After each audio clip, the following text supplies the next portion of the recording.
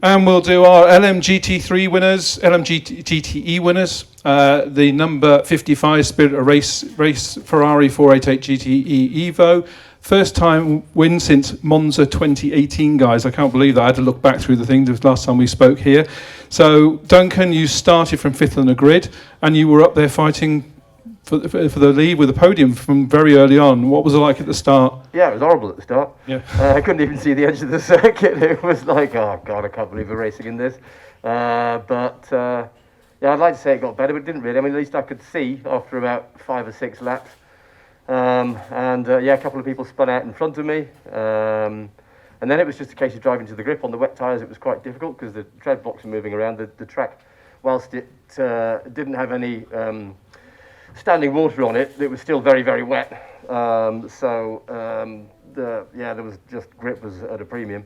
And I think the Brozevsky car made the right call and stopped early for Inters, which, as I saw him going into the pits, I'd just been thinking to myself, between having, moments and lockups and sliding and stuff, do you know what, I think it'd be better on Inters. And then I saw it peel off into the pits, and I was like, yeah.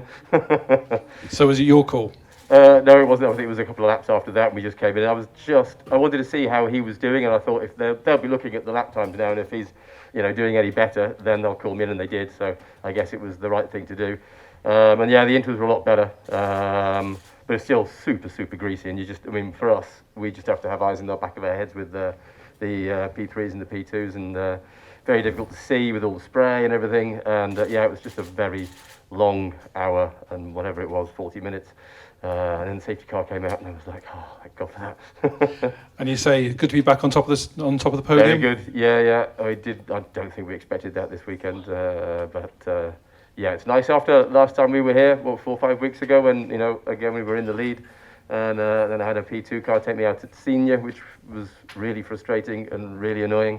So to get the win here, bit of payback. Congratulations, Duncan. Aaron, you took over the car. You had a bit of a fight with the 83 car. You were catching. There was a bit of a gap, and you suddenly seemed to close up and overtake. So what was going? Well, it was just obviously I think it was quite early for the slicks, and it looked like the right call to a certain extent, but the track just took so long to dry. And to be honest, even at the end of the stint, it was only just come in better condition, but still damp in place. I'm sure Matt will say that he had the same in his stint. It was just.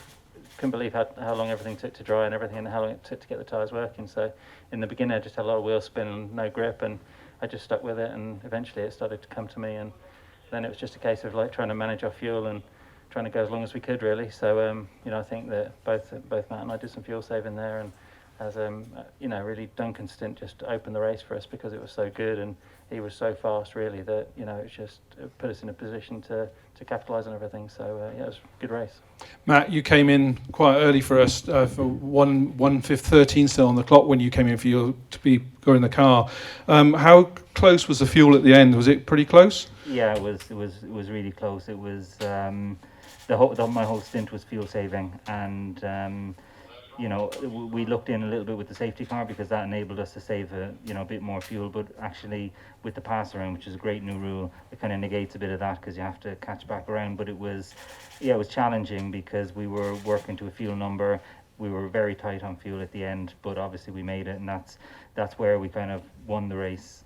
Trying to save fuel when you've got battles in LMP2 and LMP3 is really difficult, because when you lift off and coast, you're inviting those guys to come up the inside of you. And when there's only one line, I found myself on the wet part of the track many times, kind of hanging on to it. So it was a stressful stint, not in the way that you usually would, where you're pushing like hell. It was a stressful stint because we were just trying to manage everything. We knew we were in a good position, and we just had to close the race, which we did. And like I said, these two guys did an excellent job, and the team did an amazing job all weekend. Strategy was good, and it really, really was a challenging race.